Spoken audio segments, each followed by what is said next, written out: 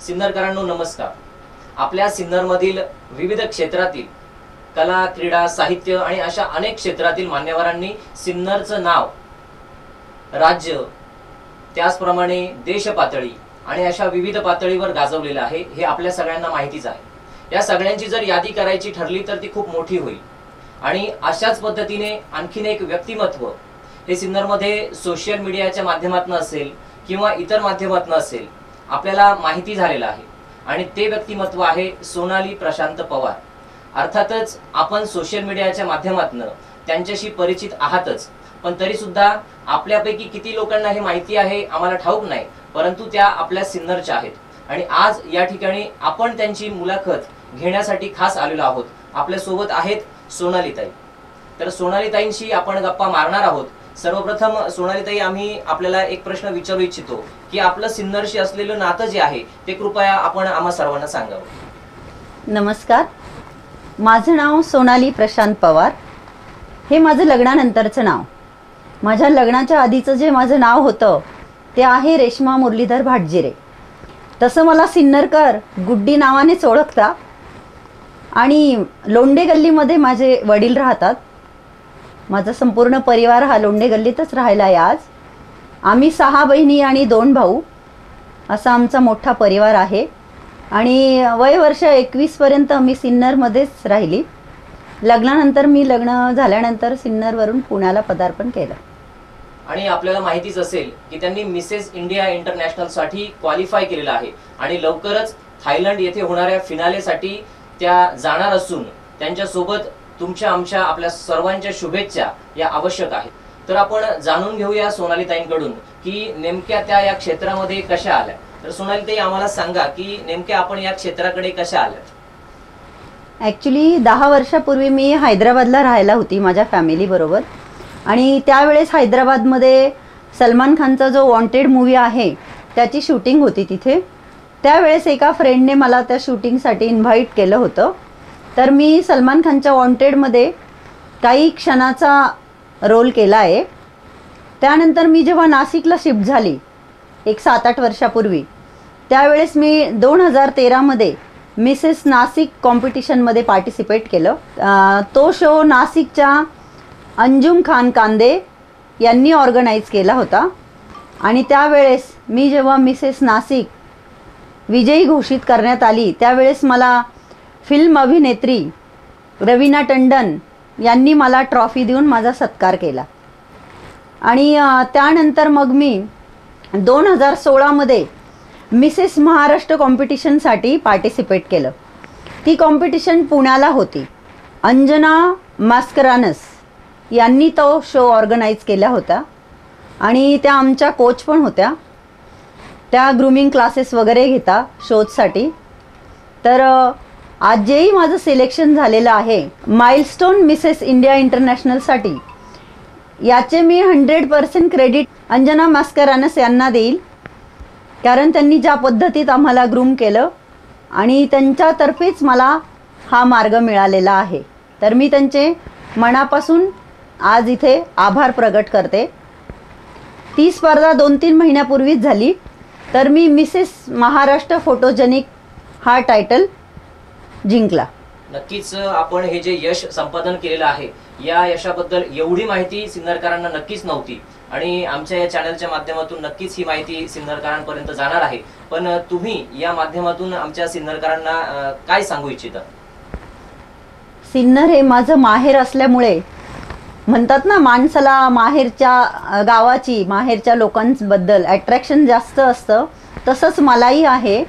आणि मी सिन्नरच्या लोकांना हेच सांगू इच्छिते, इवन जो महिला वर्ग आहे खास करून त्यांना, की आज वयाच्या आता म्हणतात लेडीजला वय विचारायचं नसतं म्हणून मी माझं वय नाही सांगणार. एवढंच बोलेल की वयाच्या या उंबरठ्यावर आल्यानंतर मी ह्या क्षेत्रामध्ये पदार्पण केलेलं आहे. तर ज्या अशा अनेक गृहिणी असतील की लग्नानंतर त्यांचं जे जीवन आहे, लाईफ आपण म्हणतो की ते एक 4 भिंतीच्या आतपर्यंतच सीमित राहिलेलं आहे. तर मी हेच सांगू इच्छिते एक स्त्री म्हणून सगळ्यांना, की तुम्हाला जीवनामध्ये जर कुठलीही काही अपॉर्च्युनिटी मिळाली की जिथे तुम्ही जाऊन तुमचा टॅलेंट दाखवू शकता, तुमच्यामध्ये काय करण्याची क्षमता आहे, कुठले गुण आहे ते दाखवण्याचं जर तुम्हाला कुठली संधी मिळाली तर तुम्ही त्याचा लाभ निश्चितच घ्यावा, असं माझं सगळ्यांना, एक स्त्री म्हणून सगळ्या स्त्रियांना हा संदेश आहे. नक्कीच असं म्हटलं जातं की प्रत्येक यशस्वी पुरुषाच्या मागे एका स्त्रीचा हात असतो, परंतु आज या ठिकाणी मी तुम्हाला विचारू इच्छितो की आपल्या यशाच्या मागे नेमका कुणाचा हात आहे? माझ्या यशाच्या मागे जर कुणाचा हात असेल तर तो आहे माझ्या मिस्टरांचा. माझे पती परमेश्वर, प्रशांत रमाकांत नाव असं त्यांचं नाव आहे. माझे मिस्टर सिव्हिल इंजिनियर आहेत, ते कन्स्ट्रक्शन ह्या फील्डमध्ये आहेत आणि त्यांचा मला फुल सपोर्ट आहे. मी जेही काही आज ज्या पदावर मी पोचली आहे, आज माझं जे इंटरनॅशनलसाठी जे सिलेक्शन झालं आहे त्याचं टोटल क्रेडिट मी माझ्या मिस्टरांना देऊ इच्छिते, कारण त्यांचा सपोर्ट नसता तर हे कुठलंच शक्य झालं नसतं मला. तर हे all credit goes to my husband. आज महिला कोणत्याही गोष्टीमध्ये मागे राहिलेल्या नाहीयेत, त्यामध्येच सिन्नरची लेक असलेल्या सोनालीताई या सिन्नरच्या या वेसा ओलांडून आज आंतरराष्ट्रीय स्तरावर गेलेल्या आहेत आणि या स्पर्धेच्या माध्यमातून त्या या स्पर्धेमध्ये विजेत्या होऊ शकतात. तर त्यासाठी एक छोटीशी अपील आहे सिन्नरकरांना त्यांच्या वतीनं. तर काय अपील कराल तुम्ही या निमित्तानं? मी सगळ्यांना ही विनंती करू इच्छिते. ॲक्च्युली ह्या शोमध्ये आम्हाला काही टास्क देण्यात आले, त्यातलाच हा एक टास्क आहे. तर ऑनलाईन मला वोट करायचं आहे, तर मी माझा नंबर सांगेल, तो तुम्ही लोकांनी नोट करावा आणि व्हॉट्सअपवर मला तुम्ही जस्ट हाय म्हणून पाठवा, तर मी ती लिंक तुम्हाला शेअर करेल.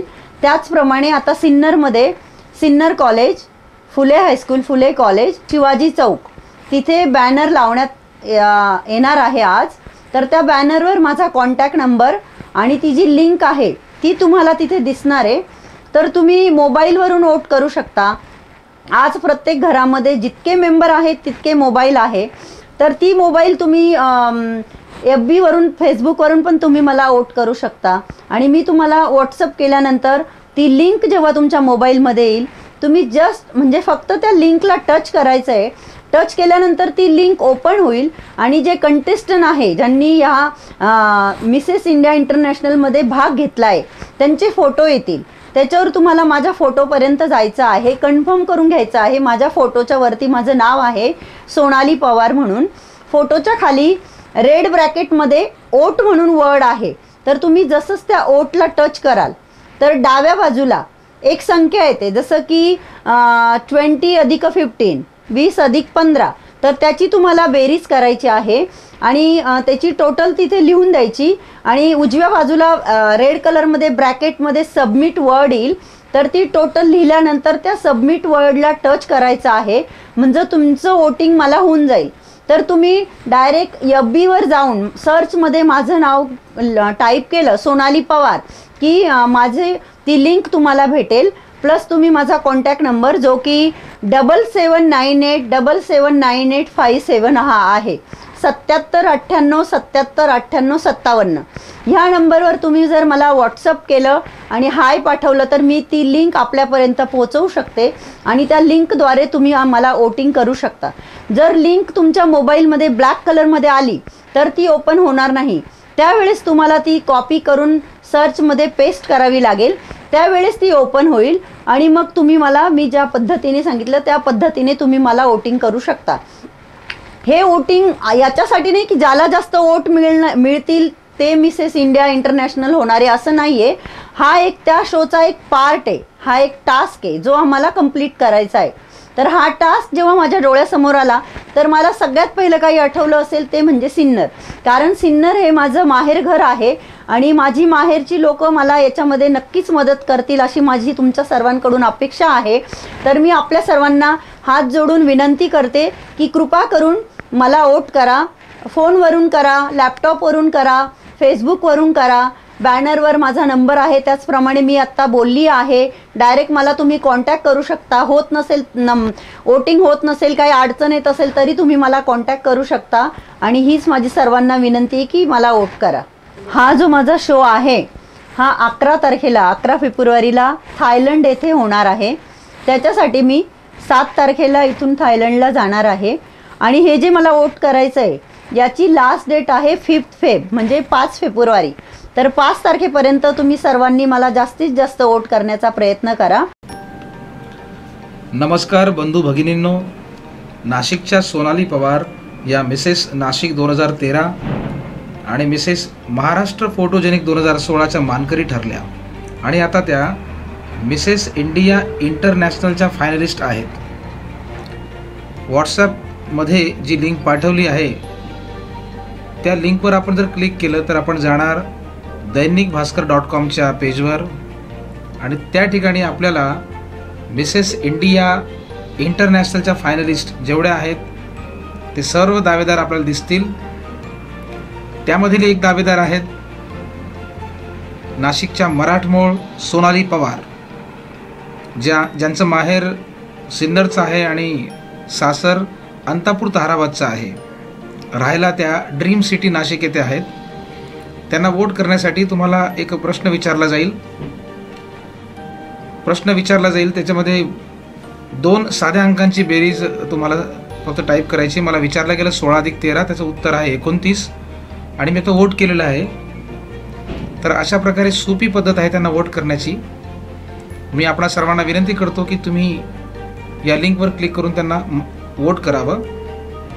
सोनाली पवार यांचे मिस्टर श्री प्रशांत पवार हे नाशिक येथील बांधकाम क्षेत्रामध्ये व्यावसायिक आहेत.